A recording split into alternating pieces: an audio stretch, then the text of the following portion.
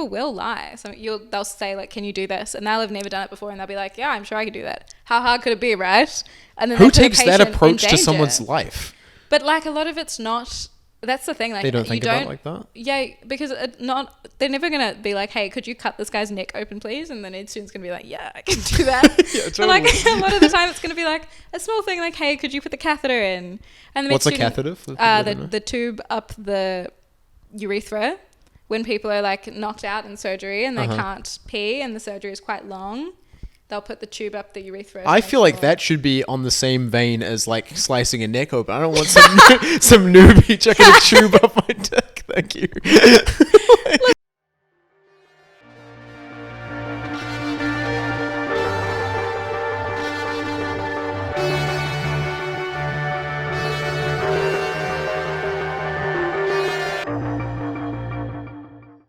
Welcome back to the Unhappy Hour, guys. Today, as always, there's a very special guest. This time the guest's all the way from Europe, I guess. Europe now? I guess, yes. My cousin from another auntie or sister from another mister, as she prefers.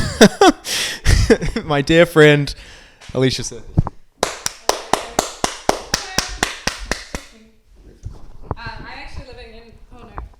Do I do this? Yeah, just pick it up first, just so that all the audio is pretty well captured. Yeah. Okay. How you feeling? Yeah. Good. I'm feeling good. Cool. I'm actually living in Orange now. Orange, New South Wales. It is a town that's about 267 kilometers west of Sydney. It has, I think, a population of like 60,000 people. I thought you were moving to Europe now. I moved to Europe and then I moved back. So that's already over. Yeah. Orange is in Australia. That makes way more sense. I was trying to picture like Orange is like this small town in Europe. I was like, they can't be that small a town. And no, Orange, it is in New South Wales. I moved to London for 2 months and then I moved to Orange and I'll be here for 6 months. And 6 months. I'm or you'll be to here. An undisclosed location. Which you don't know yet, or you're just not I don't know yet. Okay. It's not just a secret. No, it's not a secret. It's not a secret. It is a secret. It's a secret kept from me. And how big is Orange? You were telling me it's like Orange, quite small. Yeah, it's literally 60,000 people. It's a grid. The hospital is 6 kilometers from my house, and that makes it a 9-minute drive. So the traffic is pretty non-existent. There's one airport, which has I think like 3 flights a day. Yeah, it's a good place. It's really beautiful. Everyone's really friendly. I think it's called Orange because it used to be a mining town. And there's literally like 30 people your age there, right? You were saying, or there are 30 people I know. I think my age 30 there, people and they're all med students. But I'm sure that there are other people my age there. They're just like hiding. Well, like they don't want to talk to me. I don't know, but like there's a lot of people who work at the hospital. Mostly everyone that works there is like, I shouldn't say everyone. That's a big generalization, but there's mostly they're like teachers, farmers, miners, or doctors / nurses. Like that. Those are sort of the 5 professions. You think there's a correlation between like it being a mining town and the hospital being one of the biggest things in there? That's a good point. And no, it's a huge hospital. It's like the rural hospital. That's what in New South Wales. Is it literally because of that? You think, or I think so. What's like the type of patient? Can you talk about patients at all? Or? Yeah, the patient group is they're farmers. Like it's really fun. If you hadn't guessed, by the way, I guess you could sort of say, but you're would you call yourself a med student or? I am a med student. I'm a med student. I'm a final year. Almost a doctor. Almost I'm in my 4th year of a 4-year degree. We had 3/4 of a doctor round. Now we have, what is it? What do you say? Just under 4 quarters. No, I would say 4/7 of a doctor. Oh no, wait. I'm not. Like 6/7, right? I would say I have 2 more exams left. 2 more exams left. Are they the hard ones or? No, they're just the regular ones. Just the regular medicine exams. Yeah. I don't think they're like going to be particularly that much harder than any of the other exams.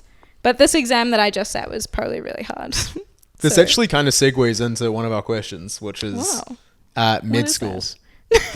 How was that? Who's going? How was that? And this is for the depressing questions. Oh, yes. Okay. I feel like if it's natural, it makes it. We had like a loose plan, but I think that fuck it. We'll start with med school, please. Med school is hard. I would say I don't know. I feel like it's hard to explain, but I also think it is, I find it genuinely very hard, but I know lots of people that probably find it quite easy to like slot into the rest of their lives. Who finds med school easy to slot into their life? A lot of my friends, like, I don't know, this is probably, I'm going to out myself here as being not like the most high achieving person in the world. That's not true. Most of my friends who are in med school with me regularly do triathlons. One of them climbed Kilimanjaro the day before we started med school this year. Like, she just climbed it, then she flew back, and then she was like, yeah, I'm pretty tired. I was like, yeah, I'm so tired. And she was like, oh, what did you guys do? And I was like, oh, I just drove here from Sydney. And she was like, oh, yeah, I just climbed Kilimanjaro. And I was like, yeah, fuck. I guess I'm not that tired. Like, I don't know. Fuck. That is just confronting stuff there.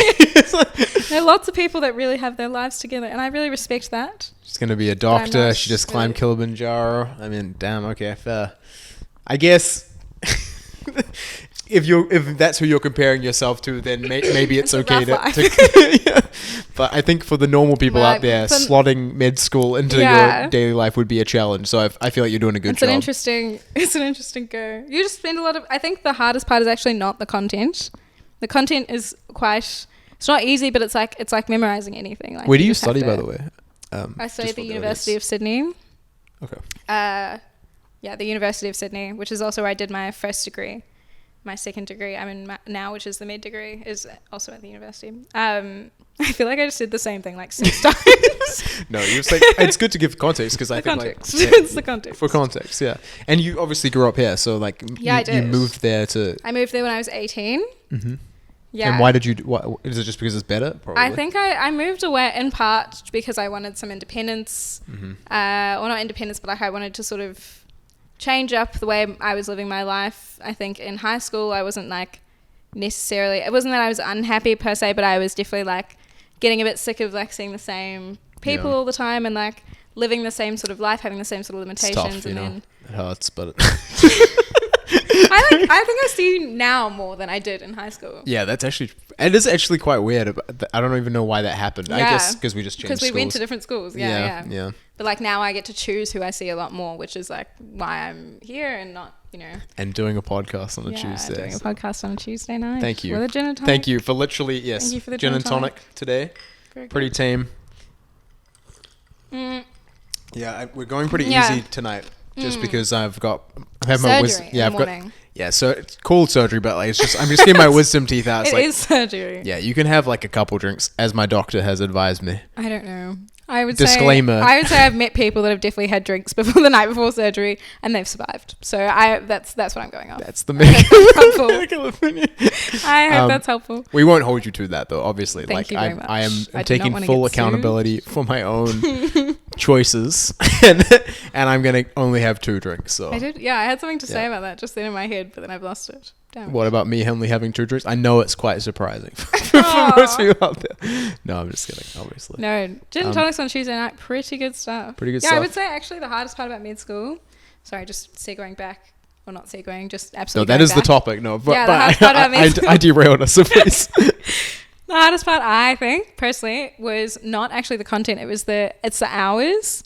And like the fact you have no control over your hours or where you're going at any point in time.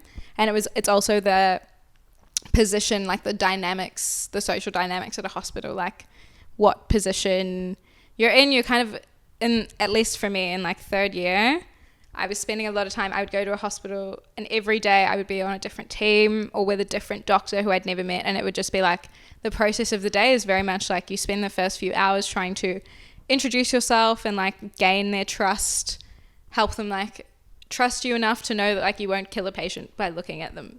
Like you have to kind of be, people are understandably very protective of their patients, and there are a lot of really scary med student stories. So I know that like they think about things that way, but like it is really hard every day having to be like, hi, my name's Alisha and I'm not a psychopath. I swear I'm not a psychopath. Is it? Wait, I guess it's because that there's two reasons you get drawn to like medicine, right? It's like you want to help people or you want to cut people up. Which is sometimes you cut people up to help them. You know, it's gray area. It's the motivation that's important. Yeah, but it's also like people don't know how prepared you are. Like they might say, right. "Can you?" And they also don't know when you're lying. Like some people will lie. They'll say like, "Can you do this?" And they'll have never done it before, and they'll be like, "Yeah, I'm sure I could do that." How hard could it be, right? And then who takes that approach to someone's life? But like a lot of it's not. That's the thing. Like they don't think about it like that. Yeah, because they're never gonna be like, "Hey, could you cut this guy's neck open, please?" And the med student's gonna be like, "Yeah, I can do that." Yeah, totally. But like a lot of the time, it's gonna be like a small thing, like, "Hey, could you put the catheter in?" And the what's a catheter? The tube up the urethra when people are like knocked out in surgery and they can't pee and the surgery is quite long. They'll put the tube up the urethra. I feel like that should be on the same vein as like slicing a neck open. I don't want some newbie chucking a tube up my dick. Thank you. Listen, the newbie's almost guaranteed to be the one trying to tube up your dick. Sorry. Because it is like one of those, it's technically like with supervision, it's very low risk. But if someone's doing it unsupervised, like you can traumatize the urethra. Yeah, what happens if it goes wrong is what I want to know now. It's very painful. Extremely painful. Wow. And you sometimes can get like strictures and scarring, and it's difficult to pee after. Like, there's a lot of bad things. And also, like, for in this context, the patient is out, so they can't like say, "I want a professional." Thank you. Is there somewhere I can disclaim this? Yeah. I'm gonna put this on like my medical notes. No students, please. If you go to a hospital that's a teaching hospital and it's public, you do not have like really. Oh, so it's like a specific type of hospital. Most hospitals are teaching hospitals. Most public hospitals are teaching hospitals. So go private, guys.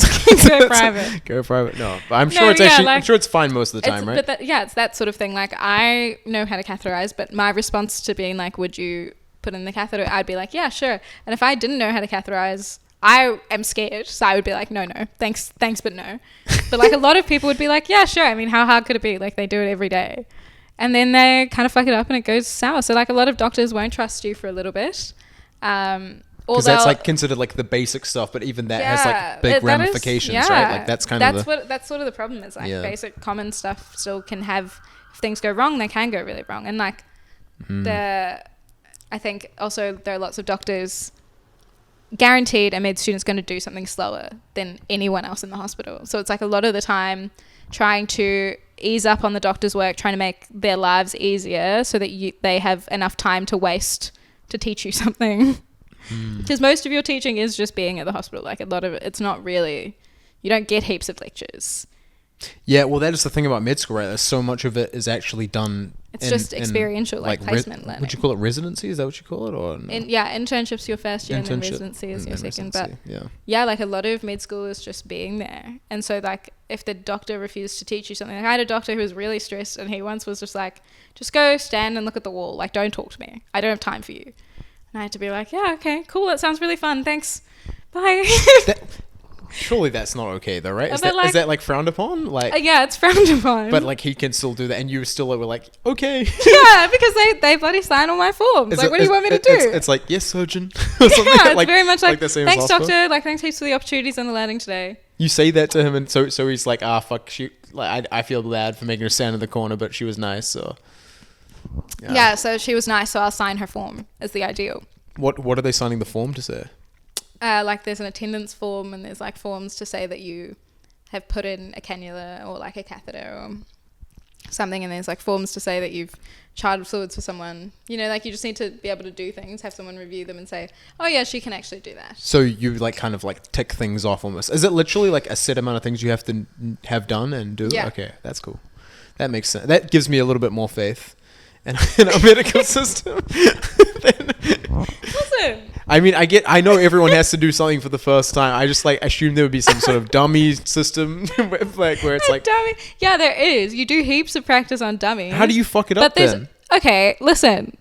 Find me a synthetic material that feels the same as a penis. Okay, also that's I say that as I'm like, okay, I definitely couldn't do it. So I'm going at this from an angle that that was an unreasonable cheap synthetic material that feels the same as a penis is hard to find. hard to find. I That feel like- flops the same as a penis. I feel like Adam and Eve's done it pretty well, haven't they? Who are Adam and Eve? It's like not one of our sponsors. I just want to clarify that, but they're like a big like But they sex might toy as well. company. Oh, Yeah. you should get them to sponsor. That's fun. No, it's just a little bit too joyous, and that's not what we're about here. So Yeah, but listen, Adam. The people who are getting catheters uh-huh. are not going to be like healthy, young, sprightly men like you. What if I'm like With passed like, out from surgery or something? No, but you will still have like a relatively sprightly penis. Like you, Sprightly like it will be like somewhat. There will be like a foreskin that's a regular size, and a penis is a regular size. The people that are getting catheters are older people who all right. have very small, very wrinkly. Why Lots of small? skin. That's sad to the old guy. You want me to lie? How, does it just shrink over time? Is that a thing? Yeah. Does that something you have to worry about? Yeah. You don't have to worry. It's going to happen whether you worry or not. I guess it's not the end of the world, but It's not the end of the world. And lots of people have very healthy sex lives with, some shrinkage. There is some shrinkage. I didn't realize that it's like the ears keep growing and the dick keeps shrinking. Is that like the? Yeah, there are times where I've lost the urethra. Because, and sometimes people might not always there are lots of older people who might not always have to have the energy or the time to shower every day. It might not be safe for them to shower every day. And so, things can get attached to different places. And I don't know, is this R-rated? Oh, 100%. You can say whatever you... We actually have this in every episode where someone's like, can I say that? I'm like, say whatever the fuck you want. Like, it's all good. We're definitely not for kids, and I do have to, disclaim that in every episode. If I could describe to you the way an older man's penis. This is, interesting it's because very we're getting, difficult. the actual, medical... I feel like a lot of the stuff I say on this show is very speculatory or just how I feel on the day. This is, this is how I years of feel. study This is how I and, feel today experience. about older men's old men junk. I love that. Yeah, but and it's not, they're always lovely men, and I'm sure they have very healthy sex lives. They have loving partners. They're very Well, not lovely the ones people. that have stuff that's stuck in places, surely. Well, you never know. You never know what people are doing, and that's not my business. My business is just the tube and the urethra. There's something off-putting about old people banging. I just don't want to think about it. There is something off-putting There about is it. something off-putting about it. Yeah, I feel don't like know what it is. I know that I'm probably gonna feel differently at 70, but right now I'm I don't Apparently, know. as you get older, the sex gets better. I saw that on a different podcast. Really? It's a dating podcast, and they did some surveys and stuff to figure out. They asked multiple women, when the best sex of their lives was, and the most popular answer was 40s. Do you think it's because they just give a fuck less? There's you're less in your head about it, maybe? Yeah, I think so, and I think they're probably also a bit more able to be like, hey, not that way. Yeah, when true, guys are true. sort of rummaging around there, it looks like they're trying to find, they're trying to insert a key into a hole, and they're just. So it's a combination of things. It's a bit of more a experienced partners, and then also giving a fuck less. Yeah, and being able to give open feedback. Communication, yeah.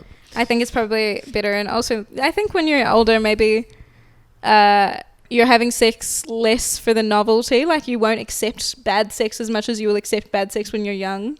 I feel like as a young person. But what if you just I guess this is kind of on you, but you end up with someone that's bad at sex, But you can work on that, I can't guess, be. yeah. I refuse to believe that anyone could be that bad at sex. Anyone's peak sex could be that bad. I see you. Yeah. I've had really good sex, and I've had really bad sex, and I feel like at times I've even been with the same person.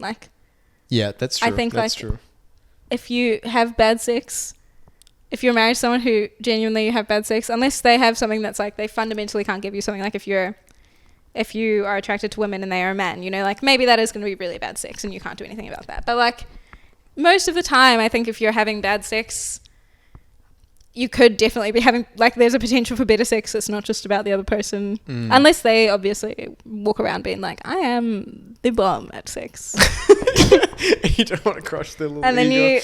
you kind of, in then which you're case well, you've chosen the wrong part. Yeah. That's kind of that's why I said it's on you as well, I suppose. Yeah, I guess. I actually had a friend that told me a story about when she had a one night stand. It was a guy, and he seemed like he thought he was the bomb, the king. And Is that because someone told him that at some point, or do you think he's just he was just born with that ego? I reckon maybe he watched a lot of porn, and then he was like, I'm going to do it exactly like the porn stars do it. And then he did, and he was like, I must be awesome. and then no one really told him otherwise. Honestly, like, how can you watch porn? Like, I feel like for me, like, it was a third wall break. I was actually talking about this with my my barber today, ironically, which is just like super random, but you know, that's what happens. I love the barber conversations. Bore and Blade, Wynyard Quarter, check them out. Not sponsored. I don't even know if he wants his name out there, but I will put it out there. Corey. Corey, my man. Anyways, yeah, we were talking about.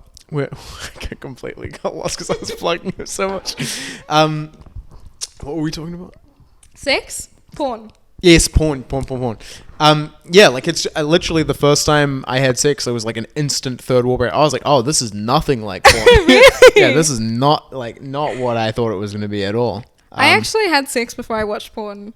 Interesting. And then I guess because you had an angle, like a perspective to relate the porn to, maybe? Yeah, so or like I don't really watch porn now even. Like, it just freaks me out. They're so violent about it. Like, I mean, I don't know what... Yeah, maybe I'm watching the wrong porn. Yeah, like, there's definitely violent, like, section. Not that I watch any porn, because that's just not... I'm just... Really?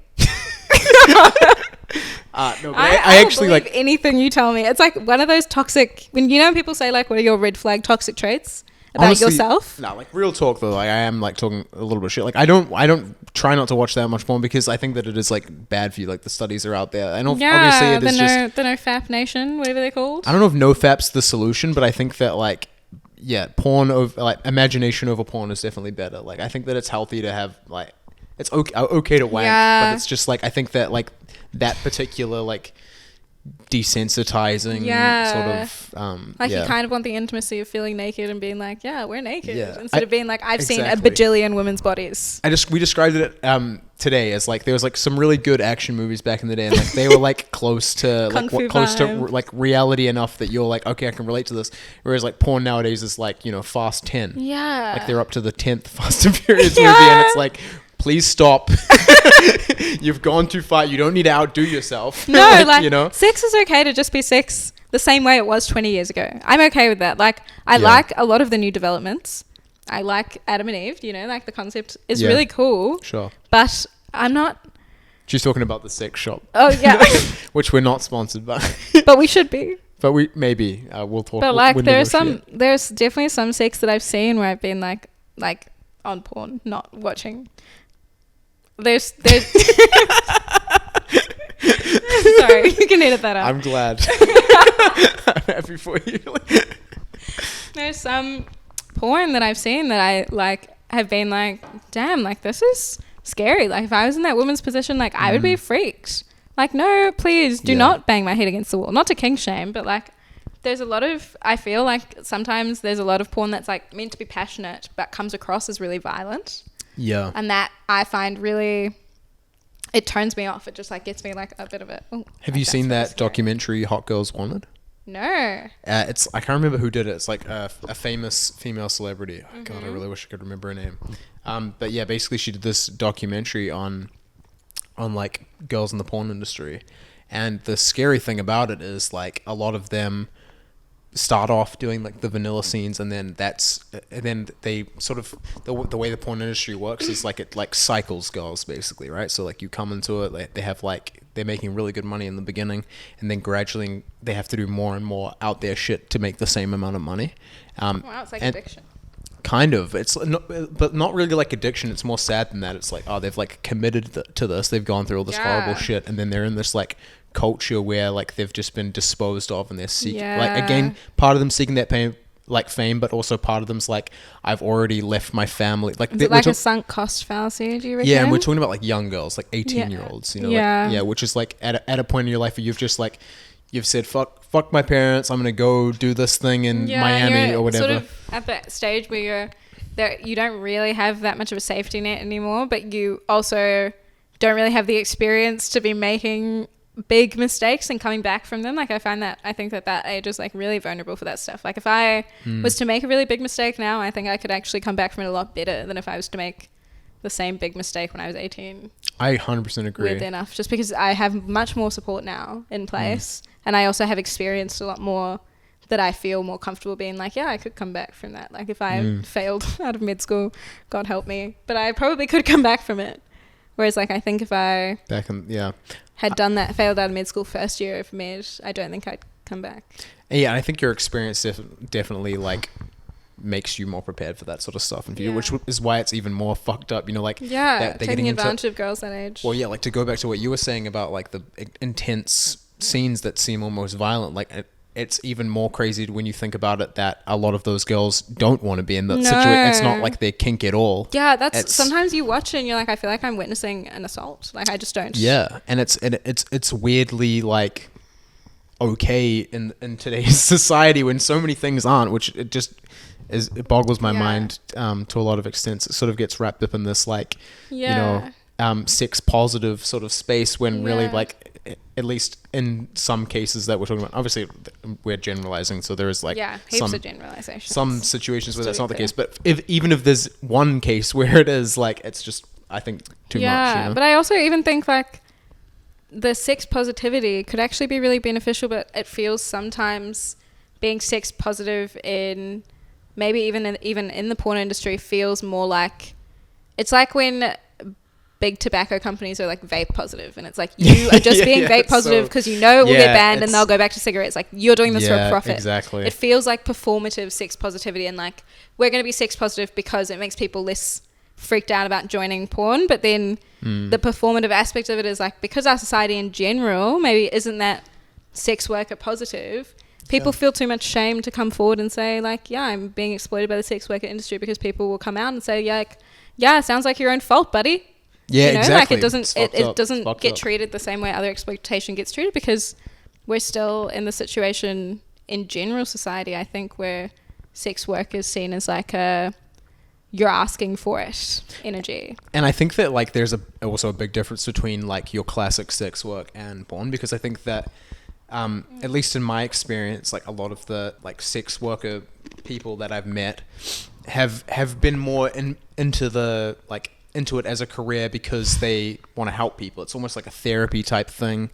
Really? Yeah. That's really interesting. Yeah, like a lot of their clients are like just like lonely older men kind of thing. And it's, I've only spoken to a few though. So again, generalizing based on I had a friend that was friends a of sex friends worker that I've met. Yeah. For a period of time.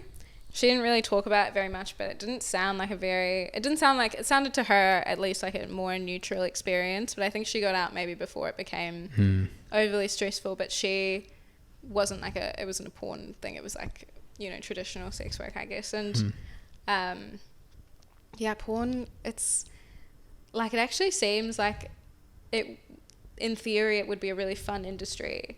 Really enjoyable, like everyone sort of gets to know each other. You maybe have been in a lot of uncomfortable, intimate situations together, so you're a bit more like free, and maybe the formalities aren't as strong. But I think also with that, and I think we were talking earlier about it, like it's really hard once you're in a situation where everyone's crossed their own traditional boundaries, the way that I guess sex work can force you to do, to uncross those boundaries. It is really hard to move backwards, because you're like, you don't know how to explain that you were okay with it then but not okay with it now, and I think that's probably a really big problem and a lot of the lasting like wounds from that. Like sometimes you do something when you're young and then you process it later on and you realize, oh damn, that really fucked me up. But then also this is not just like something that's like not out there, like anyone could find it. And I think that's sort of where the industry doesn't do its I guess employees justice, or just the people that it does not advocate at all for its employees. It's a profit. Obviously it's a profit run industry, but it's not a profit run industry that depends on the sustainability of its employees. Like you said, they like cycle people, so it doesn't matter if you burn them out. And there's very few like success stories, but those are like the only ones that people talk about. And there's even like more fucked up, like the people around it that basically write the ads that try and capture these young girls to get into it. I don't know. It's just something so easy that you could get caught up in today's day and age. And I guess one thing we can be thankful for is at least now people are sort of moving towards, OnlyFans type models. Yeah, where they have their control. They get to take control back. They have the control. And I think that there is some upsides to that. Not to say that I think that OnlyFans is a net positive for the world, because I think that it's still creating more pornographic content, which it has like from the consumer's perspective, I think is negative. But definitely I think I'm pro sex workers, but I'm not necessarily pro like the what it produces and like the cause for the rest of the world, like it, because it can sometimes. Like I think they were talking about it a lot in Japan when they were sort of Japan has the lowest birth rate in the world, and without immigration, their population will actually decrease, and they're very nervous about it in general because the culture of Japan, I think, is very important to the Japanese people, and immigration has the potential to dilute that culture. It's very scary for them. So they were doing a lot of studies on like examining, I think, why Japan's birth rate is sort of like lowering, and one of them was like the availability of pornographic content means you're not maybe as driven to go out and find a partner and spend the time and effort into generating a relationship. Sure. And you just... But also you could say like the entire trend of the world is definitely like we're declining in population now, right? Like, are we? I didn't know that. Yeah. So like this, Wow. there was this like whole thing about how like, obviously it wasn't so long ago that everyone was afraid of overpopulation. Yeah. But now like I guess the opposite is true, and there's like I can't remember where I read it, but basically they were saying that it's likely or probable that right now is the most populated the world's going to be, so it's going to like continue. That's wild. Crazy. I did not know that. Yeah. What have they defined as the causes for that? I think a lot of it is like it's too expensive to have babies. I think it's less about expense and more about education. So like especially in Western countries, like the more educated people are, the less people want to take those sort of risks, I suppose. And I mean, like obviously take this how you will, but I think like a contributing factor could be that there's more like females in the workplace, and I think that 100%. I think that's 100%. like makes a big difference. There's more choice, I suppose, for women, but maybe back in the day it was more, I guess, frowned upon to not want to have kids. So I think that there's like some positives to it for sure, but then also like as a society, as like a global society, I think like I think generally, yeah, and I think generally like it's not a bad thing that there are more women in the workplace. No, but 100% it's that like it's the fact that now that women are expected to work or like able to work, the general model of a family is like you expect to be able to survive on 2 incomes instead of 1. And because now like you're kind of limited to being able to survive only on 2 incomes unless your partner is very high paying or in like a very, exclusive job, most people can't survive on 1 income anymore. And so who is going to stay home and take care of the kids? And like with how expensive daycare is, there's a lot of different things that decide whether it is actually cheaper for someone to stay at home versus going to a daycare. Being a daycare is now almost, in some places, including Orange, as expensive as a full-time salary. Well, it's actually like, kind of a shit deal, right? Like the two people working now to support one child, but also I say like the salaries overall have decreased representatively as well. Because everyone's like, well, okay, like I guess everyone is doing a 2-income household now. So a 2-income household makes the same amount of money or lives the same amount of ways a 1-income household used to. It's double the work. Yeah. And like, it's... And of course the economy is like, well, not the economy, but businesses and corporations are going to be like, stoked hell about yeah. Yeah, we got double workforce. Yeah, living the dream. But then in general, I guess... Yeah, it just was crazy to me to like actually internalize that, and then like you look at people, I don't know, I just don't want to become too like white guy podcast, but like Elon Musk has like had like a shitload of kids, and I consider him like pretty smart. I'm like, oh damn, okay, like I don't know about you, but I don't know how smart Elon Musk is. I'm not gonna lie to you. Yeah, but keep going. I was gonna say I don't know about you, but like I want to have a lot of kids, and I guess it's like less of a commitment for me to say that. It's like obviously I want to have 10. It's just like sorry to my future wife.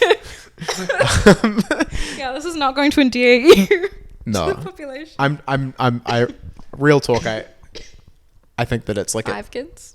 I want 5, but like to be honest, I don't really think it's up to me. At the end of the day, like if I was popping them out, maybe I'd want more say. but like it's like a big difference, right? Like it's huge, and also like it's a medical thing as well. Like I think you have a limit of 3 C-sections. You're allowed to have 3, but usually if your first pregnancy is an emergency C-section, they will ask you to get electives for your following, because an emergency Caesar is really scary and they don't want that to happen again. It's very high risk. So they might ask you to get an elective Caesar for your next pregnancy. So a lot of women, including people like Kim Kardashian, like you kind of have a limit of 2 or 3. Right, because like once you have the first C-section, you can't do natural anymore. It's way more risky. Yeah. Okay.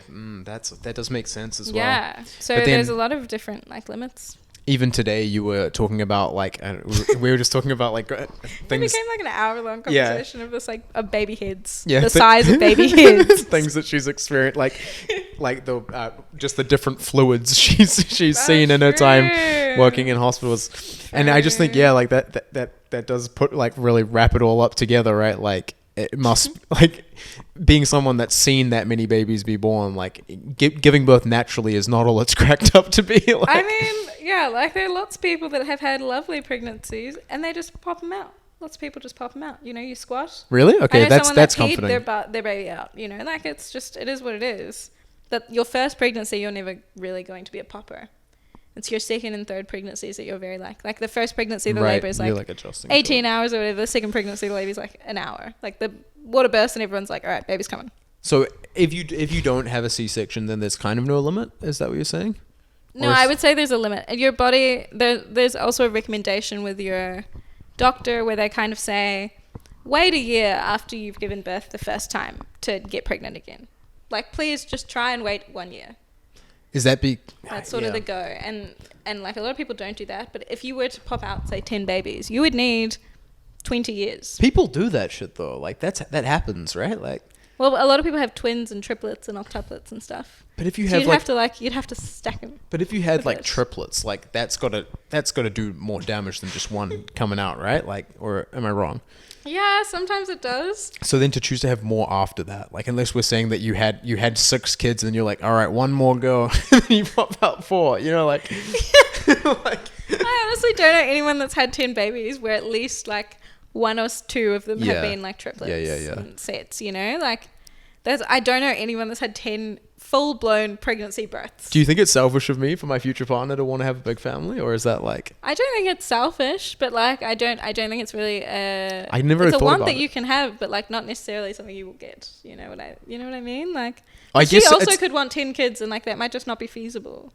It's not either. It also is easy to like. I'm you know, assuming that. Yeah, it's easy to say that till you've taken care of 10 kids. Or I was just gonna say, like, it's really easy to be like, yeah, I want to have lots of kids, and then you have one kid and you're like, nah, I don't actually. Like, that's what happened. You know? I feel like kind of insulted because I remember when I was younger, I'm an only child, and I remember like asking my parents, being like, why do I want a buddy? Like, why do you not have another baby? What the hell? You know, all my friends, they've got siblings. Where's my sibling?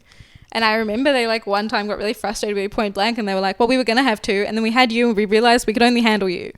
And I was like, is it because they're going it stuck with me. Because you were so demanding? I don't know. Like, it probably was me being demanding, honestly, me being like, give me another brother. I need a brother. I need a child. Give me a child.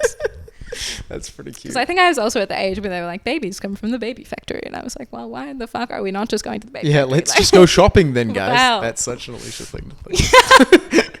It's like, I have a solution to this problem. It's the baby Hear me factory. out, guys. I've drawn up some plans. Yeah, I was hankering for a sibling. I found it so stressful. Like, what about like adoption? Would you do adoption? Would I have adopted a baby on behalf of my parents? No, not would you have. I'm just talking in general. Oh, right. Yeah. Yeah? Nice. I so would do adoption. I don't know. I have a lot of bad genes, I think. I'm very short. I'm very blind. I feel like glasses. I have flat feet, you know. I'm just saying. And she's single, guys. So oh, Jesus. Put that on your video dating profile or something. That's so good. Very short, very blind, flat feet. And she's honest. Flat feet. And that's what you're looking for. My feet are actually quite skinny, though. Just saying. Slim but flat. Anyone wants a body image tutorial on feet? I got you. Got good feet. They're just flat. I feel like that's the thing that like only you would notice as well. Like, how many people are paying attention to like the straightness of your feet? Like, well, you know. Is it a thing that's come up in the past? No. Because I imagine a past boyfriend being like, the fuck is this? Sometimes actually they have been like, where is your arch? And I'll be like, I just don't have Is it uncomfortable to walk and stuff? Or? No, but I am prone to like ankle injuries and ligament tears and stuff. Buzzy. And I have orthotics. So that's why you didn't climb Kilimanjaro. She was keen, but it was I was keen. I was, it's just genetically. Just a Tuesday for me. But unfortunately, the flat feet, my physio called and we're like, oh, no, like lots of people have flat feet, I guess. But can you fix it? Or is it not something you would? You fix? can fix it, but most people just wear implants like orthotics. Oh yeah, and you can train the muscles of your feet to have a slightly better arch, but like at the end of the day, it is flat. Yeah. Like okay. It is what it is, and it is genetic. Like my parents, my mum has flat feet. It is, but it's like one of those things that you kind of walk around and you're like, damn, I wish I had an arch in my foot. Yeah. It's like it's a silly thing. It's very silly, but I guess it's like, kind of a silly insecurity, I think. Like, yeah, is it an insecurity? It is. I think it is like a weird insecurity, but I actually am insecure about my flat feet. Like, it's not even what my feet look like. It's just like, wait, you used to have one of like the, like not the flat feet. You're not insecure enough to not show everyone. They don't look that, I guess, holy shit. No arch. I guess so. I don't know how to. You know that now we're going to have to put a picture of your foot. No, but I got socks and we're going to put a picture of Alisha's foot. Only fans. Only no, fans. actually, I'm going to have to because like you can't just like tell people your feet are flat and then just flop them out and no one can see it. But you will. But not my actual feet. Like, yeah, you can wear socks. socks. Yeah, you can wear socks. Yeah. You're gonna have to pay me for that. Same. I'm gonna need more than 2 gin and tonics to show my foot online. Well, it's actually half of one, so we're actually doing not great for you. Oh, yeah, my bargaining powers. Very low. One of the other like sort of questions that we had, it kind of like ties into this, and I think like we're jumping all over the show here, but yeah, like, I have ADHD. Yeah, I actually wasn't going to go with that, but we can now talk about that. Oh yeah, well we can talk about whatever. We can segue into, it's kind of like all wrapped up in the same thing. I was going to say like in terms of your insecurity about your feet, I just remember like very vividly from school you were obsessed with the concept of a thigh gap. Oh yeah. And that I had anorexia in high school. Very sad. I actually lost my period for 2 years, which was scary because sometimes you can do that and then you can just never get it back and be infertile and stuff. But can happen forever. Well, like if you don't use you don't use it, you lose it. My ovaries aren't being used; they're not going to be. How do you get to that point? Like, you get to a point where you starve your body to a point where it's like, I actually don't have the hormones. I don't have the fat it takes to be able to support a child. Therefore, I'm not going to ovulate. Because I can't, my body, it makes the choice. It's like, I don't have the energy to support a child. And in this current body, I don't have the storage space to have the hormones to support this child. It's sad, but also kind of amazing that the body adapts like that. Yeah, it's very like survival mode. And it is very sad because it is like one of those things that you kind of, it's not like obviously being a woman's not just about being able to give birth and stuff, but like, it is one of those things that feels it was like a wake-up call. Obviously not that much of a wake-up call because it took me 2 years before I was like, this is weird. But it's like a tough thing. Like, it is like what you were going through is not easy. It's one of those things where you process it now and you're like, holy fuck, like that was really bad. At that age, it's like, yeah. Obviously. At that age, it was very like, cool, I can exercise more because I'm not on my period. It's probably very convenient. It's very convenient. I've never had a period my whole life. I can wholeheartedly say that I enjoy that. Shocked. but it's white privilege, it's male privilege to not have a period. Yeah, male privilege. I'm unfortunately what would you call it? Not a symptom. I have a lot of privileges. Okay.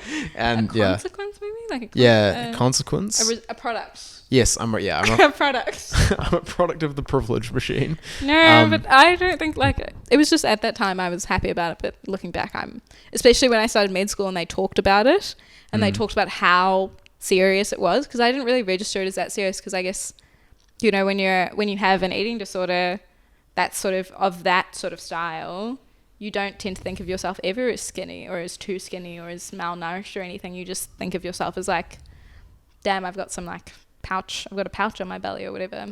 And you see that pouch regardless of how thin you get, which is crazy. Which is so weird. Like I even got to the point I remember when I couldn't sleep on my side anymore because my hip bones digging into my mattress was so painful. Like I got to that point and I was still thinking to myself like, I got that pouch on my belly. Like it's so shocking. It was really like one of those things you look back on now and like, you should probably put a trigger warning in here, by the way. I just realized. I'll put like Sorry. no, we can do that. It's fine. We'll do that in post. Yeah, in post. But yeah, I think like I look back at it now and I'm like, oh my God, like I can't believe I ever got to that state. But it's one of those things also when you're not eating that you don't actually have the energy it takes to think the way that I guess we're thinking now. You don't have the energy. You're very focused on survival. It's like what's happening in the next hour, what's happening in the next 10 minutes, what's happening in the next day. Like I could never think about, I was never future bound. It was very like, in the next 10 minutes, I'm thinking about food, I can't eat. In the next hour, I think about food, I can't eat. The next day, I have to exercise once. Like it was very... So you would still be hungry all the time, right? Or no? No, you get to a point where you're not... Well, I dealt with it by just drinking a stupid amount of water. I think I was having like 5 or 6 liters a day. What is it? Doesn't that just like flush straight out, basically? Yeah, but like if you drink a liter at once, it makes you feel sick enough you don't want to eat for the next 3 hours. Especially if you don't pee, if you make the choice not to pee. Which is another you can choose not dangerous. To pee. Wow. Well, you don't. It's not like you choose, but you like hold it in because it makes you feel more full.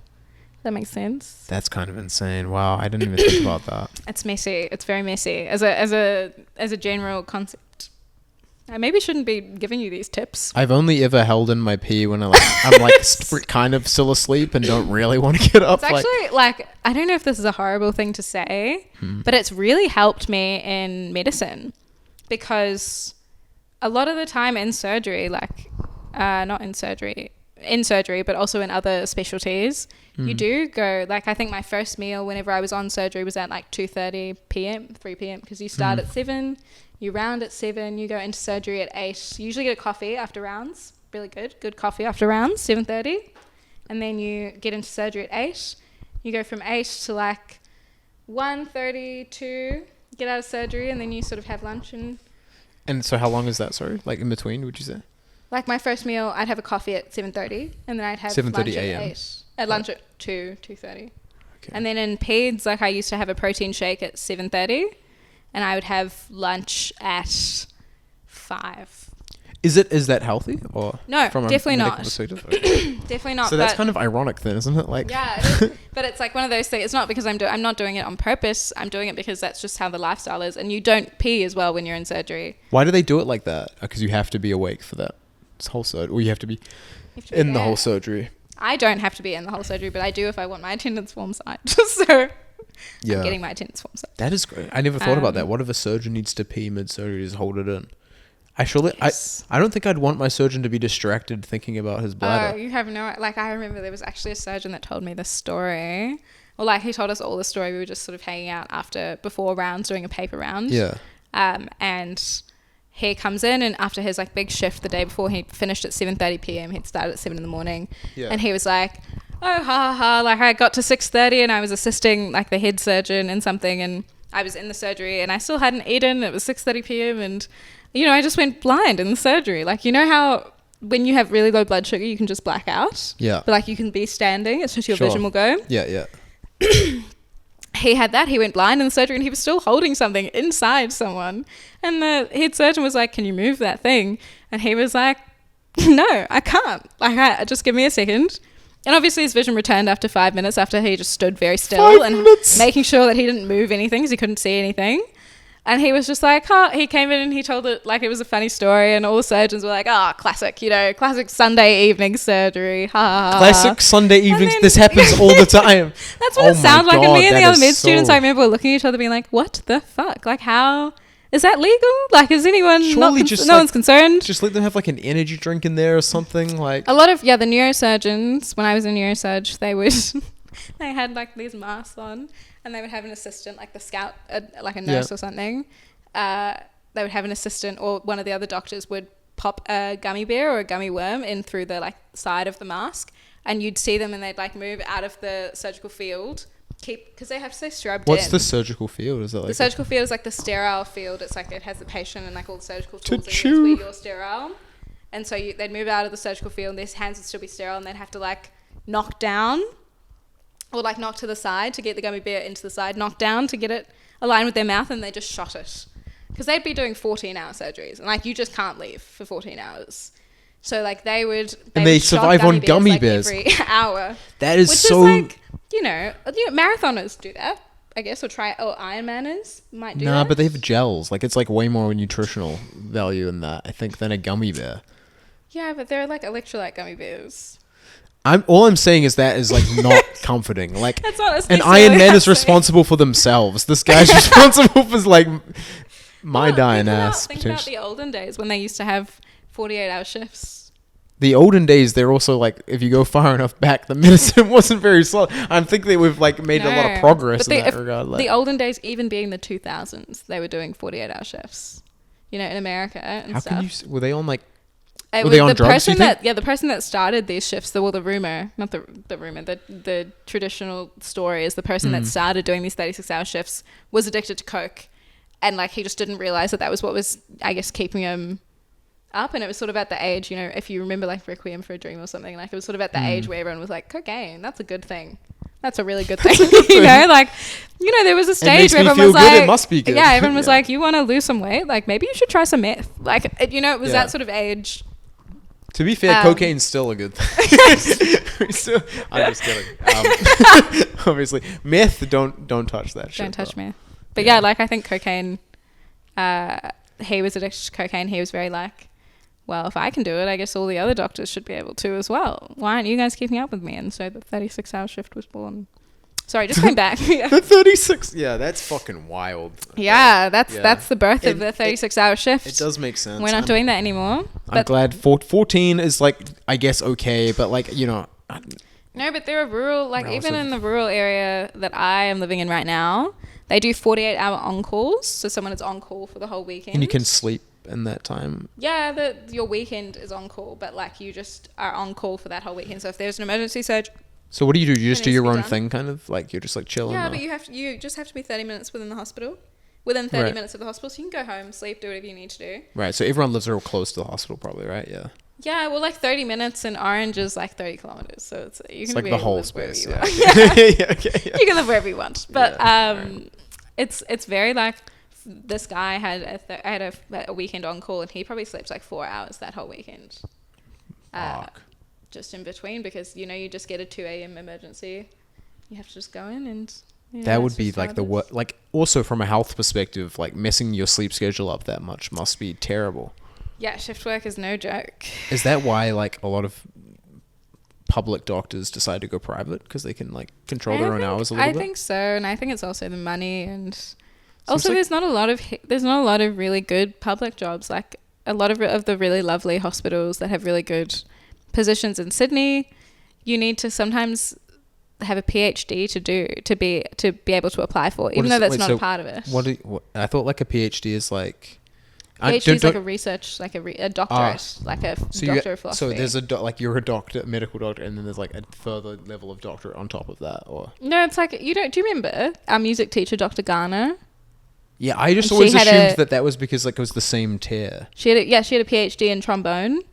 Yeah. I understand like what it is like in other. I just didn't realize that it applied to medicine as well. Well, it's not necessarily that it applies to medicine. You can have a PhD in like public health, or a PhD in neuroscience, right? Or a PhD in like colorectal science, or whatever. Are you doctor then?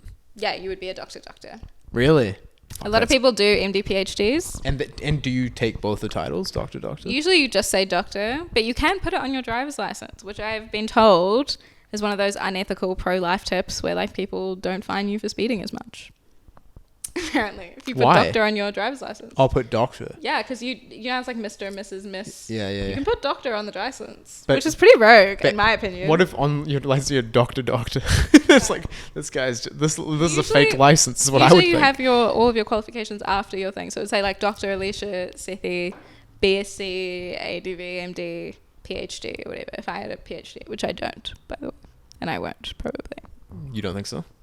It's hard. It's 7 years. Another 7 years. Yeah, like I think, Fuck. or like I think when do you actually get time to do shit? 5 to 7 years. That would be 14 years in school, right? You know, Michelle's dad got his PhD. Michelle's one of our friends. Yeah, one of our friends who has a dad. Mm-hmm. Not a given. Though, to be fair, not a given. So I'm sorry for laughing there. Michelle's dad got his PhD, I think, when we were in high school. So he would have been 40s. 42, 43. So a lot of people get them after they. And what's the benefit to it? Is it like what? You get jobs. You get really nice, cushy jobs. There are a lot of jobs, at least in Sydney, that are really high in demand. So what they'll do is they'll say, like that like a job as a specialist. Right.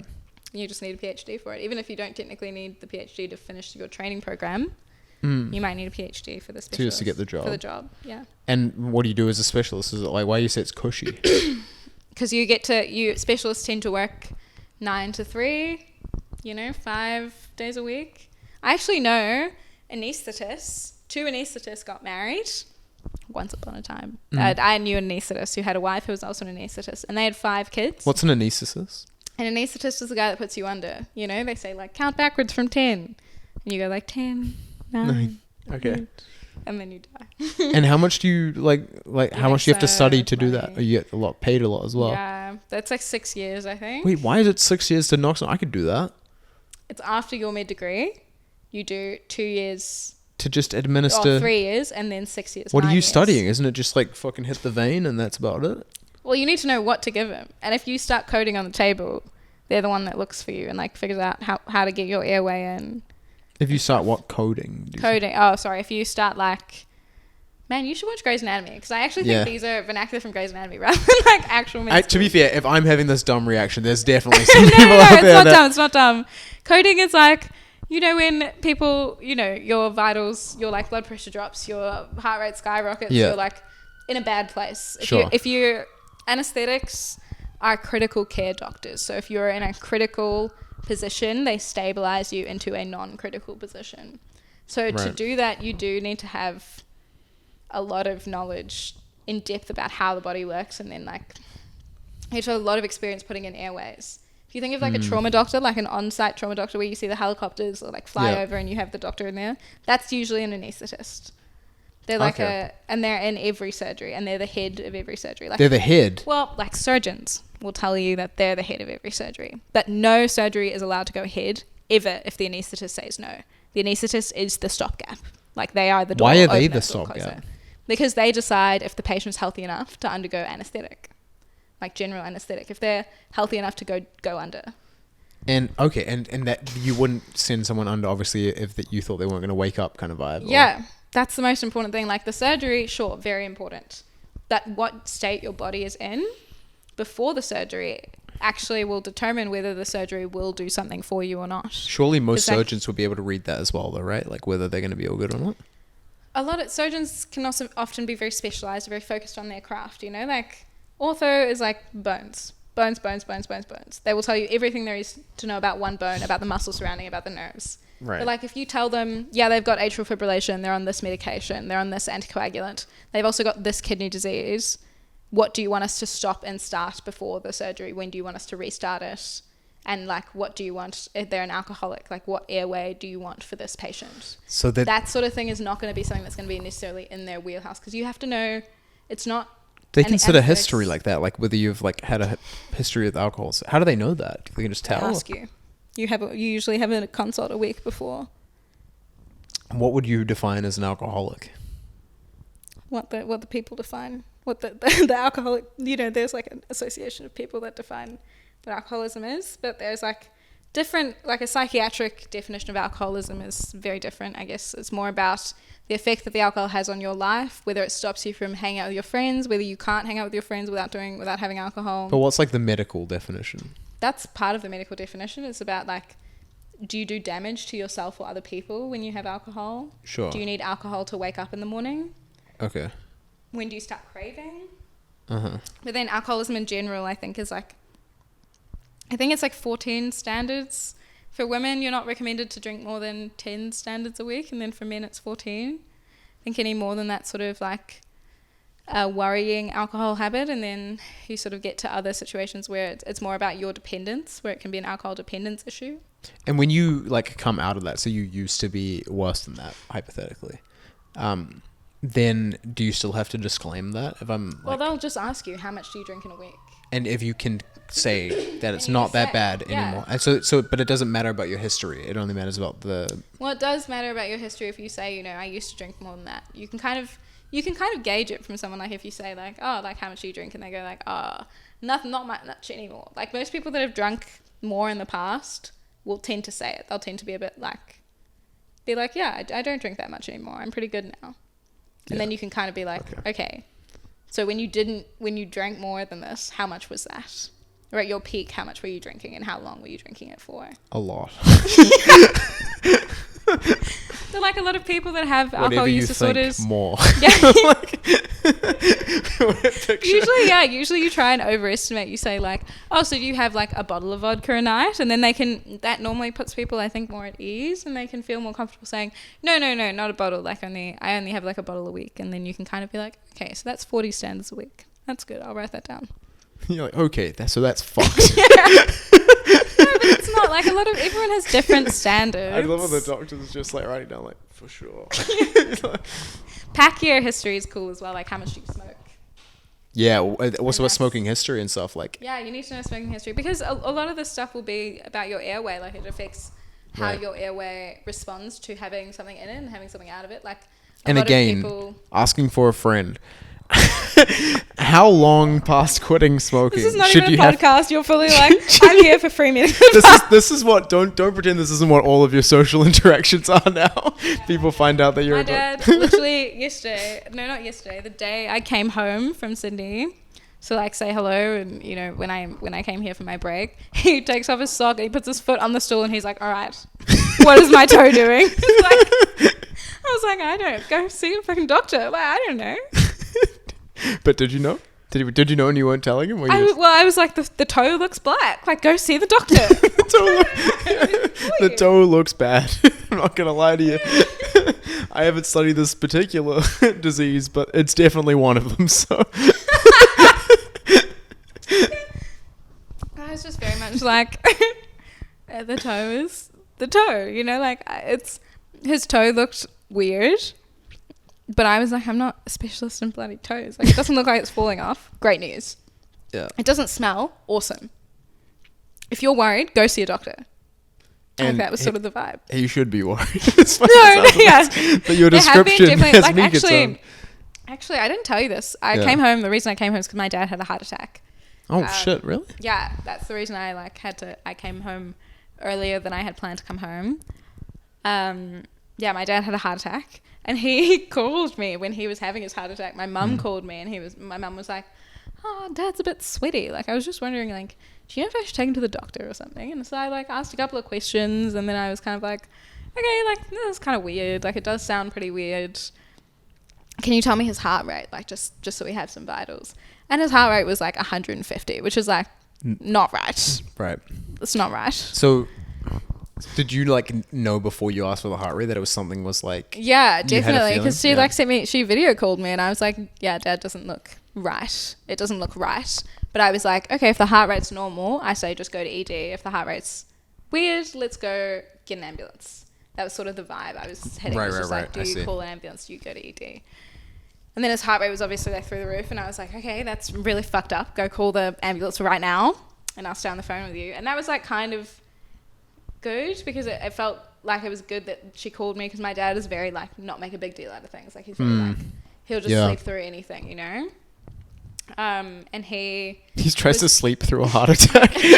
That's literally what he did. He like called Mum and he was like, because they were coming home from separate events, like different events. They were just like hanging out with their friends and he came home.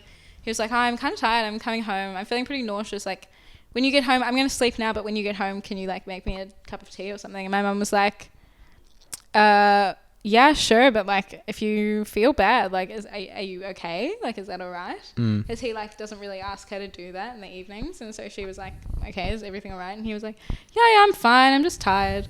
And so he goes to bed and like she comes home and she sees him and he's like cold, clammy, like asleep, and it's like, my bro, did he manage to sleep? I knew he was a toff dude, but that is something else. It's actually not tough. He's just pure avoidance. He's avoidance in like human form. Like I honestly don't know how the man does it, but he will avoid going to see a doctor. I don't know what it is. I don't even know why he was like so pro me doing medicine. So I was like, you fucking hate hospitals. Like, I don't know. You will do anything. He really like he had pneumonia when I was younger and he was like brink of death pneumonia before he got to see a doctor. And then he got there and he'd had bilateral pneumonia, which was like very serious. Is this partially your motivation to become a doctor? No, part of it was literally like, you're so dumb. Why aren't you just going to see someone? It's hard though. It's hard to like define like what's like, I don't know. I just want to be clear though. I love my dad very much. When I say he's dumb, I'm not meaning it like I also love him as well. Yeah, he's a really good guy. He's awesome. Yeah, he's a great dad. I just, in this very specific situation, he is so dumb. But like it's not. it's like not. Just double down. I was about to say we can cut that out, but you're just like no. No, but like there are lots of people that are really like intelligent, amazing, incredibly empathetic, incredibly like well-read humans that just are fucking terrified of the doctor. Yeah, and like it's they a just thing. will not go. It's a thing for sure. I've seen people that come and they come with the toe that's fallen off, and they're like, oh, I guess I should come see you now, and it's like, you didn't want to come see me when it started turning black, huh? You waited for it to fall off. So did you in a way save your dad's life then? No, do not put that in. Why not? Because he probably would have called the ambulance anyways. Like I don't know. He like you don't. I kind of feel like that's like pretty crazy. Like by the sounds of things, I don't think he would have called. I don't think he wanted to call you. Idiot. To be honest, I think he's like, just for the third time. For the third time. No, at that point he was like not super conscious, like he was in and out of sleep. Right. I think my mum was very like, I was mostly talking to my mum to be like, hey, call the bloody ambulance. Yeah, okay, that's fair. And they called the ambulance got there really fast, and it was like really good because once my mum sort of said like, this is what's going on and this is his heart rate, it meant the ambulance got there in like 2 minutes, which was really helpful. That's awesome. I really thank you so much to Auckland's ambulances and the paramedics. They were very helpful and very kind. Would it be St. John's probably, or shout out St. John's? Shout out St. John's. Not sponsored. Not Thank you sponsored, so but much. I actually like low-key, we could put a donation link in the bottom for St. John's. Yeah, if you could, because we fuck with St. John's. Honestly, we so fuck with St. John's, and they were so lovely and so kind to my dad and my mum, and even to me, who was like, God, I was so annoying, annoying. I was probably the worst, like the most Karen-y Karen to ever Karen. Like I was sitting there being like on the video call, like when the ambulance got there, being like, show me the ECG, please. Just the worst fucking. Send me the photos. God. I was fully, and then I was like, and like they were so kind to me because I was obviously, you're very stressed. It's like you're 10 hours away.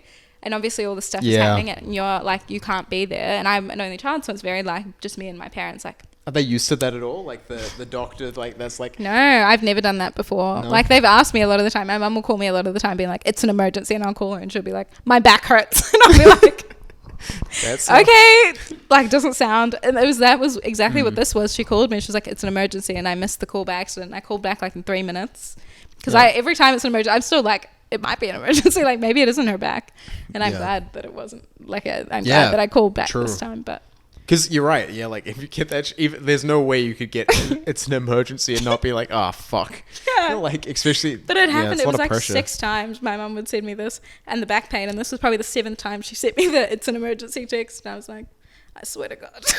I think you need to like set some boundaries with your mom about like what an emergency qualifies as. Because like but it's hard, like they don't know. Like maybe the back pain is an emergency. I don't know. Can it be an emergency? Yeah. Heaps of back pain is an emergency. Really? Yeah. But not hers. But hers is posture. Hers is you can see it on me too. Like hers is working too hard, but well, most of the time. That does make sense. But yeah, like it was, I felt really lucky that I was actually able to be there for my parents in that capacity, and I felt really bad. So shout out St. John's. Thank you so much for dealing with me when I was stressed out of my mind. It was so funny. It was like me in Sydney. It was like 11 p.m. and not in Sydney, in Orange. And I was house sitting, and I had this Labrador who was like very sensitive, very gorgeous dog who I was dog sitting. And I was pacing around the room on the phone, and I had the dog pacing after me. And I remember looking down and being like, dude, not your fight. You can settle. Like, it's fine. It was so ridiculous. But it was good in the end. Everything worked out. Yeah. He is in the cardiac rehab clinic. Shout out to the cardiac rehab clinic. We can't put too many donations. I don't think they take donations. I'm not going to lie. That's a teaching hospital, though. We're talking about putting a donation link for like 10 people. So thank you to none of those 10 that are going to donate. But appreciate it either way.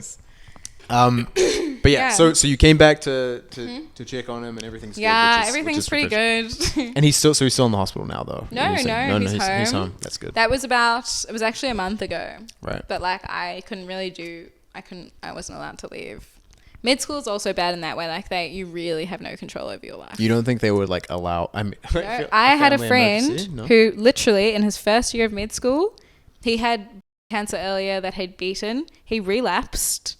His cancer came back, and he wasn't allowed any days off. Wait, he had cancer and he wasn't allowed. What the fuck? Yeah. What? You know, like he was in the hospital. They allowed him a week extension on his exam. And they still only told him the day before when the exam was happening. That seems a little bit fucked. No? Yeah. Super fucked. How is that legal? Our first 2 years were in a pandemic, so everyone was getting COVID left, right, center, and you just had to skip your holidays to make up the time. Like it's this very. This feels like more than a skip your holiday situation. Like surely you would have some empathy for someone with something you're trying to cure. You do have empathy. You do, but it's at the same time, it's very like. Well, you're going to be a doctor and we can't legally let you go out into the world and doctor if you haven't done what, like the people whoever accredits med schools, the people who've accredited the med schools say that you have to do X, Y, and Z and follow this curriculum. They've approved this exact curriculum that to help people be competent as doctors.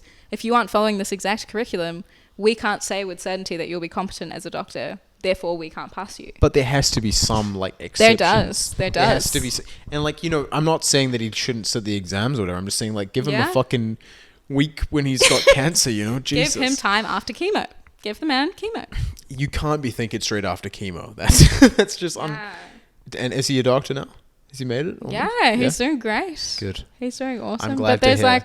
Because also that kind of stress at that point in your like chemo recovery can't be good for you either. There's lots of, but like if that's not going to, I had a friend also, not a friend, or a friend, but like someone I would probably consider a friend, but we're not super close, and so like I wouldn't want her to be like, yeah, I don't know that chick.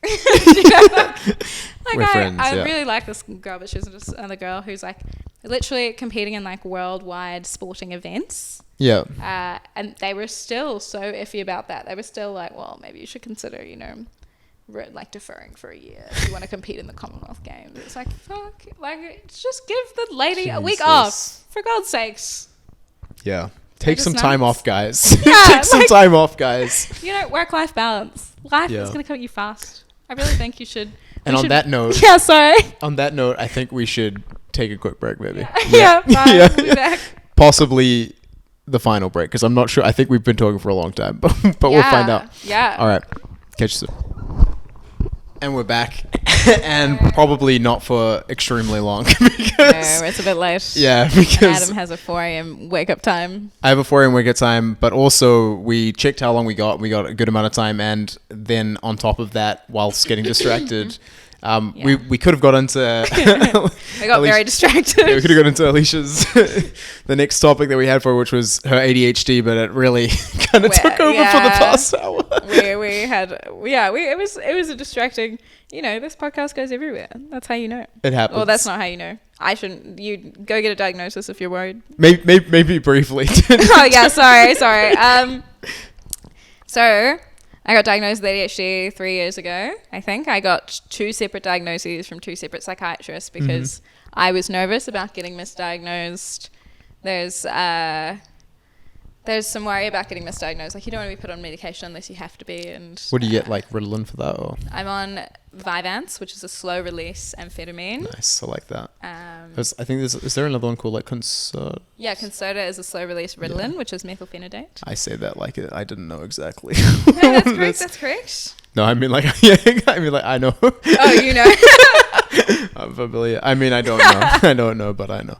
I was really stressed about it. Like I was really stressed about taking a medication regularly, especially because medication is like a psychotropic medication is scary. Like even though I have realized like it's made my life significantly easier to have one, in ways I didn't even expect. But like I was definitely very nervous, so I got 2 separate diagnoses, 2 like very individual consultations, where they asked for like collateral evidence, I guess. So my teachers and some of my high school teachers, my parents filled out some question forms. What's like the criteria to work it out? Because how do you know? It's actually a clinical diagnosis. Like typically, you can diagnose it just on a clinical interview and a conversation, based on the DSM-5 criteria, which is like sort of 6 there's like 6 separate symptoms of inattention, 6 separate symptoms of hyperactivity, and then you have a certain amount of those symptoms, and then you get the diagnosis, and they have to sort of appear from before age 12. So what symptoms did you have, and how did you prove that you had them from age 12?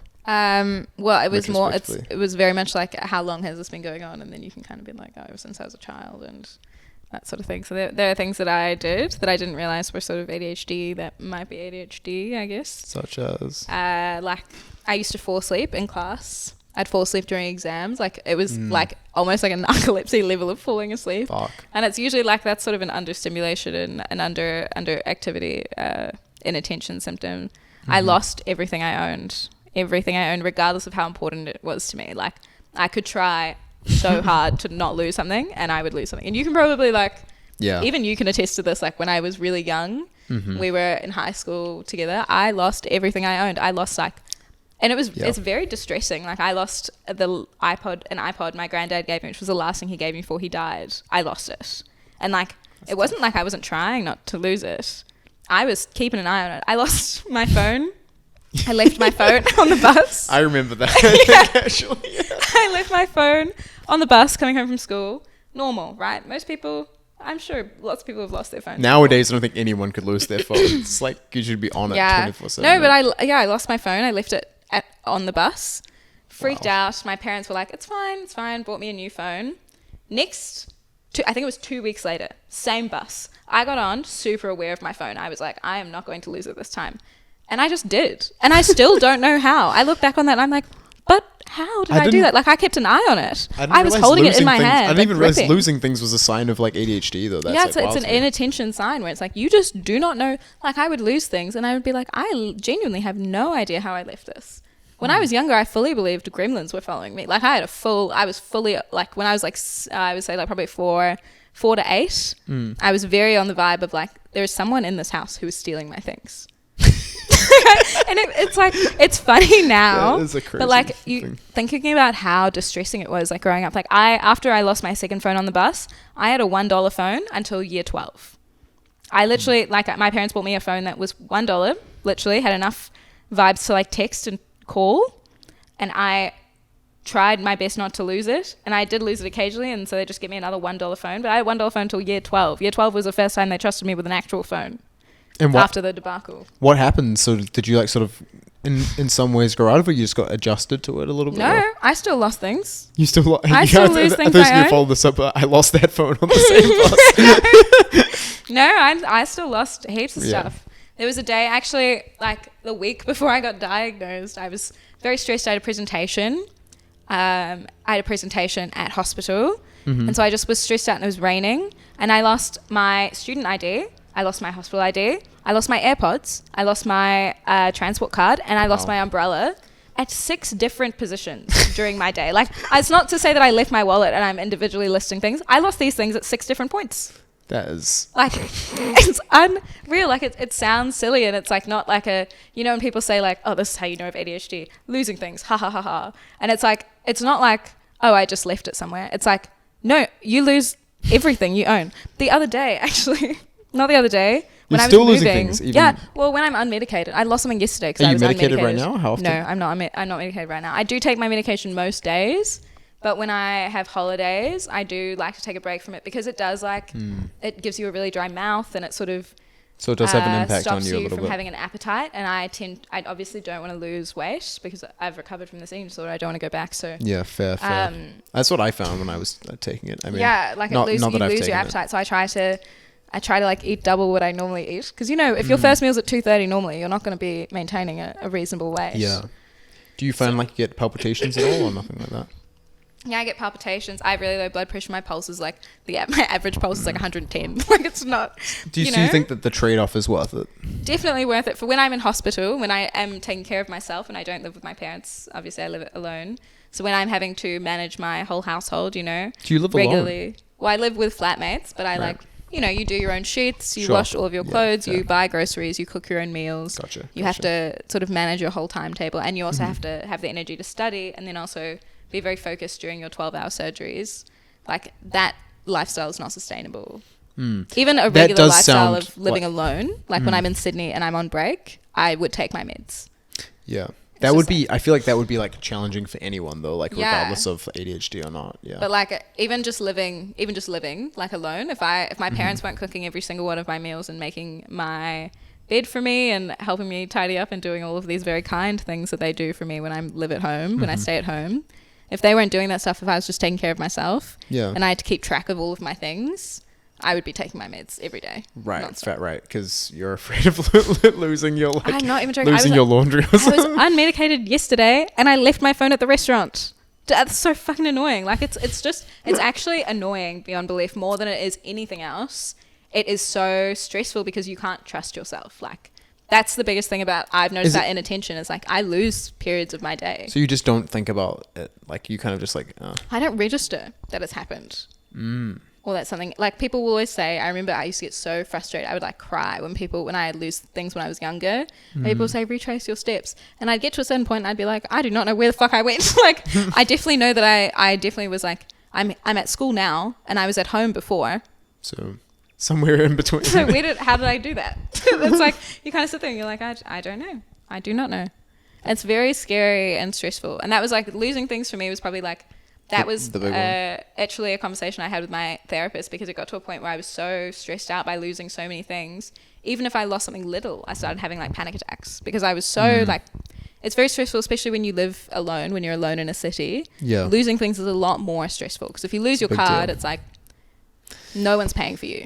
If you lose your keys to your house, that's it. Yeah. Like, so it's a lot more stressful. I started having panic attacks and my therapist sort of brought this ADHD idea up and was like, maybe you should go see someone and like see if this is actually the cause of these issues, which was really nice, and that's sort of how I got diagnosed in the end. But for me, that was probably the most. So that was the main symptom. Prominent symptom for me, like, was that, and it was also like difficulty. I had difficulty making my own meals and like doing my washing and stuff. And like it sounds like you just have difficulty being an adult, but it's very much about like executive dysfunction. Would you say like difficulty paying attention, focusing is like a symptom? Yeah, definitely. Then when I was lying to my doctor trying to get prescribed Ritalin back in the day, he did not take my symptoms seriously. Oh my god! I just want to get that out there. Yeah, you tell him. This is actually a real story. I actually tried to do that. Yeah.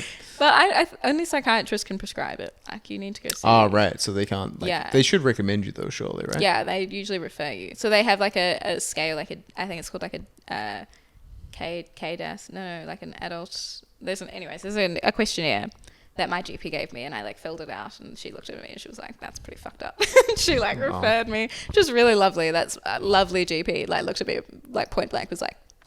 It's not looking good. Really rogue. It probably helped that you didn't come in with like the exact symptoms you could read off Google verbatim. But no, that is like interesting. Like losing things was a big thing. Showering, big thing. Brushing my teeth, big thing. Wow. I don't think I've ever. This is an embarrassing thing to say, and like don't tell your dentist. But like I don't think I've ever gotten into a routine apart from actually the 6 months I had braces where I brushed my teeth twice a day. Really? And we're still in that. Like I'm brushing my teeth once a day, maybe. Really? Yeah, like it's so hard. It's so hard. Like you just should gamify it, I think, is the way to do it. Yeah, like and no, it's been 24 years. Like I'm telling you right now, I've tried every trick in the book to brush my teeth twice a day. Have you bought an electric toothbrush and then like used the little app and then like yeah, I have an electric toothbrush. I have the app. I have a water flosser. I had a toothbrush that I kept next to my bed.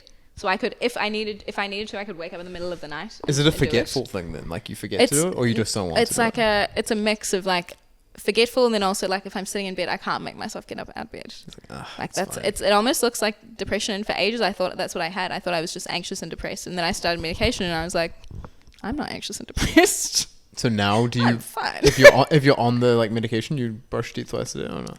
Yeah, sometimes. Listen, it's definitely more than it used to be. I'm telling you right now, I definitely brush them at least once a day, which is not something that used to happen. Do you have trouble sleeping? Yes. I have a very bad sleep schedule. Is that a side effect, or you think that? No, that's like a part of it, like an associated disorder with ADHD is delayed sleep phase disorder, and I very much have that. And you had that even before you started taking? Oh yeah. Okay. Oh yeah. 3 a.m. to 9 a.m. is my ideal sleep schedule, and. No one will let me have it. The stupid surgeons want me there at 7 a.m. No one lets me have my 3 a.m. to 9 a.m. So it is like a constant fight. Right. But something that I've found that's been really really helpful, especially when I'm unmedicated. But even when I'm medicated, something that really helps, because being low on sleep also makes your ADHD worse, I think. But something that I found that's really helped is exercise. Like, exercise has been amazing for my concentration, my executive function, my ability to sleep. Like, to make myself go to sleep when I don't want to sleep. My ability to make myself do anything when I don't want to do it is really good. That's good. Exercise is amazing. The other, like, symptom that I noticed a lot, I found it really difficult to read, which I know you'll think is wild, because I bet you think I read all the fucking time. Yeah, I know that. Yeah, I guess, like, for me, you don't seem to fit, like, or at least from when I knew you, other than now this losing thing, which does make sense. It does make sense. Now you can be like, actually, circle. I did see it. That I did see. But other than that, like, I always would have associated ADHD with someone that, like, can't focus in the classroom, like, probably doesn't get, like, the best grades because of it. But I didn't focus in the classroom. But you, I guess, like, maybe... I studied myself. I just did everything that I was interested in, I just did outside of the classroom. And then I got into classroom and I'd sleep. Yeah. I guess that's kind of like what it is. Like, I think you mastered it well because you were just, like, an overachiever in a lot of areas. So... Yeah, I think I was really lucky because I loved what I was studying, which meant I just did it all the fucking time. Yeah, that probably does help. It was only when I got to med, and there's, like, stuff you... don't want obviously I love medicine, but holistically. But you're not... I don't... Anyone that wants to study all the 27 bloody muscles of the arm, of the forearm, they're fucking nuts. And that's is there forearm specialists? There's a lot of forearm specialists. I'm not going to be one of them. Fuck the forearm. Let's just be clear. It's my subtle masturbating joke. Oh my god. But yes, they're probably... Well, there are hand specialists, like hand surgeons. Of course there is. But there's... I know a few of them. Oh my god. Anyway. That's probably... I'm making crude jokes No, now. I think that's fun. But the forearm... Like, there are heaps of stuff in medicine you don't want to study. And then when I realized I couldn't make myself study anything I didn't want to study, which was a problem I'd never run into before, which I'm very privileged to have enjoyed school. I understand that that's not everyone's experience, but... Yeah, I can attest first. It was not my thing. But I loved what I was studying until I didn't. And when I didn't love what I was studying, I realized I actually couldn't make myself do it. But I have a really hard time. How do you love A-levels, though? Like, does it make sense? It's so interesting. And on that note, we're going to wrap up this episode. Sorry. Wait, I have one more thing to say. I want to say one more thing. Please say it. Yeah, go. Wait, I've forgotten it. If you can't... No, I remember. You remember? Okay, please. The other thing I noticed, that's probably a good thing to notice, is I had difficulty reading. Like, I couldn't read a full sentence.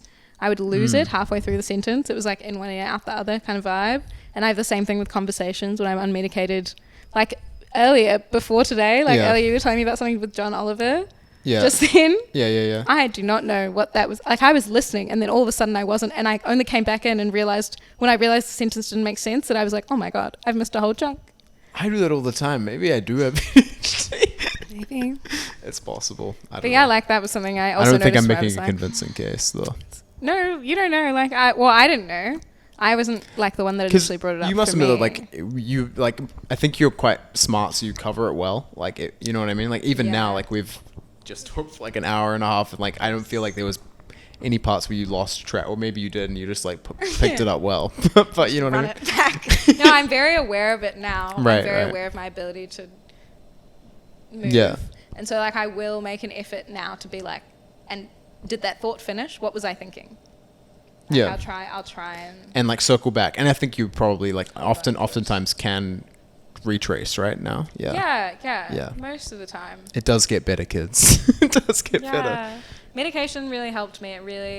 It changed my life, because I for ages thought I was depressed and anxious and was seeking a lot of therapy for that. And then once I started medication, I stopped being as depressed or anxious, and I realized, like, it wasn't actually, the sensation I was feeling was not anxiety, like an irrational fear. It was just like a fear of doing what I had to do because of my ADHD, or what I'd done in the past with my ADHD, and when that fear went away, it was, like, fine.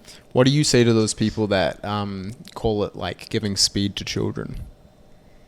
I think, like, honestly, it's really scary, and I don't really, like, I don't know if, because I was diagnosed quite late in life, I don't actually know if it would have changed very much about my schooling had I been given it earlier. I definitely think I would have been a lot less bullied, because I probably was very annoying. Like the interrupting constantly, the like missing the boat on like conversations, the saying things that were just like not appropriate to say, or like not being able to follow a conversation because I couldn't pay attention long enough, and therefore sounding super awkward and weird. Like, I don't know, I think maybe it's hard for me because I never really found you annoying, but like like we I feel like we just like always have the same wavelength. Maybe yeah, because we we were both have. But I was bullied from like what ages? Year 3 to year 13. I think I was constantly bullied. And it was, that was one of our topics, bullied to baddie, but I decided like I can't use those terms. No, I'm not allowed to either. I've been watching too much TikTok. That's not the reason I can't use those terms. Don't fucking put yourself down like that, Jesus. Oh my god. I was meaning more because I can't use TikTok terminology. I'm fucking getting too old, but no. Anyways. No, yeah, but I think it probably would have changed that aspect. That would have been nice. But I also understand where people are coming from, because like, yeah, I hate taking the meds. Yeah. Like, if you do feel like you're medicated. Like, you do feel your heart racing, and you do feel your mouth being dry, and like as much as it's useful and like it allows me to sort of achieve what I want to achieve, helps me achieve the goals I want to do in my life. Like, I understand why people have apprehensions towards it. Sure. But at the same time, like, there are lots of issues and lots of like traumatic situations that sort of carried forward as I got older, that I think were deeply in part to me having undiagnosed ADHD. And like, I do think back, and sometimes I do like sort of grieve for that version of me that sort of like spent a lot of time trying to be something, or trying so hard only to fail over and over again at something that like, had I been medicated, would probably have not even been an issue. Yeah. Like, it's a very nuanced conversation, but like, I think I understand both sides. It's probably good to like reflect back though, and I think like you don't want to be too like what could have been, because also your experiences led you to where you are now, and that's a pretty great place. Exactly. And like, I love my friends, and like a lot of I don't know what I would have been like had I been medicated a bit earlier. And yeah, that's an interesting thought. It's an interesting thought, because then if you were medicated all the time, like even that scenario you brought up where you're like, people might have found you annoying or whatever, like, then you also got to ask yourself, then who do they like? Do they like medicated you or you? And are they the same person? That's such a good question. That's such a good point to make. Yeah. I do think about that a lot. Because as you said, you take breaks, and like, you're not on it. You're not on it right now. Like, you don't really want to be around people that you have to be like, for lack of a better term. That's the other thing, is like, when I'm not on medication, I have a very select group of people that I will hang out with, because I'm very stressed about fucking up, like just doing the wrong thing, saying the wrong thing. And well, it's a perfect time to be on a podcast. Yeah, thanks everyone. Luckily. Like, we finished that break, we took a break, and I turned to Adam and I was like, what the fuck did I just say? Like, are we okay? Lots of things, and all good things. All good things that are going to make the final cut, I guarantee you that. But I think that's probably a good point for us to wrap it up. Good time to wrap it up. Thanks, everyone. Have anything you want to plug? Yep.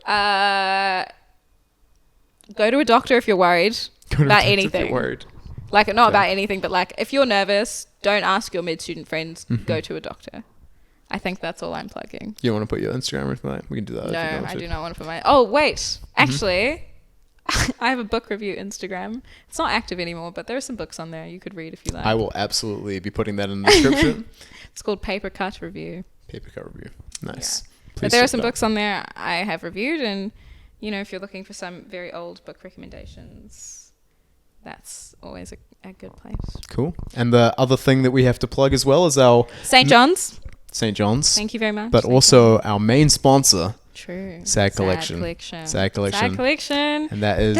have you told them like the story of what S.AD stands for? Like what? Oh yeah, they all know S.AD. S.AD is like my name, Shepherd Adam Jewers, if you didn't know.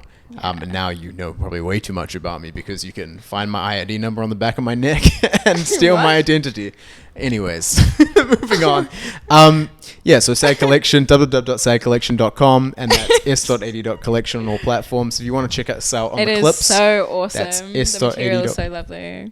It is really good. It is really good. And actually, I think that Alisha is going to be walking home with something from S.AD Collection. Wow, this is so exciting. It is very exciting. Very exciting All times. You only have to wear it every week and make 1 to 2 sponsored posts. That's awesome. That's awesome. Given my Instagram is private, I think that will be really well received. On your book Instagram, however you want to do it. That's fine. You have to wear it at the hospital. Yes, me and my scrubs and S.AD Collection. Yeah. No, I actually think it'll be awesome. I really like the collection so far anyways. And last thing to plug is our Clips channel. So you can check us out on Unhappy Hour Clips on TikTok, or you can also check out my vlog, which is s.ad.ventures. And then very cool. Obviously, if you're watching this on Spotify or Apple Podcasts, we're also on YouTube, so you can also check us out there at s.ad.ventures. And if you did get this far, you should comment on what color you think Adam's eyes actually are. We were having this discussion earlier, and I still don't know. It is very controversial. It's controversial. Especially on the vlogs. So if you go watch one of the vlogs, let me know whether you think, they're green, blue, or grey. I am actually very interested to hear other people's thoughts. There will be, I guarantee you, no comments on that. But well, I would like to know. I'm just saying. Yes, if you did make it this far, if you're the one person that made it this far, hi Noah, hi Will, hi Ant, hi Lenny, potentially. Who else would be on it? Nice. Maybe Hamish. I hope Hamish. Thanks, Hamish. If I didn't call out your name right now, I'm really sorry because I'm pretty tired. What about your sister?